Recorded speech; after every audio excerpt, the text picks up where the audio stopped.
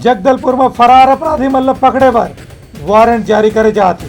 अवैध चुनाव ला देखते हुए अपराध ला कम करे पर यह तरह के नवा जतन करे जाते। अवैया विधानसभा चुनाव ला देखत जगदलपुर में अपराधी मन ला धरपकड़ करे बर विशेष अभियान चलाए जाते। बस्तर जिला के पुलिस अधीक्षक जितेंद्र सिंह मीणा हा बताइन कि जौन आरोपी मन लंबा समय ले फरार हैं ओमन ला वारंट निकाल के गिरफ्तार करे के अभियान चलाए गए है। ये संबंध में कोतवाली, बस्तर, बोधघाट, परपा, बकावन, नगरनार, भानपुरी चौकी, बुरगुम, करपावन, बड़ाजी, कोडेनार समेत कतकुन गाँव में लंबा समय ले आरोपी मन फरार बताए गए हैं। जमा आरोपी मन के पता साझी करके मुखबिर के सूचना के आधार पर एमन ला जल्दी से जल्दी गिरफ्तार करके अदालत के सामने पेश करे जाही और चुनाव तक के मन के खिलाफ कोनो न कोनो किस्म से कठोर कार्रवाई करे जाही ताकि कोनो भी अपराध के आशंका ला रोके जा सके। ब्यूरो रिपोर्ट उत्तलंगा न्यूज।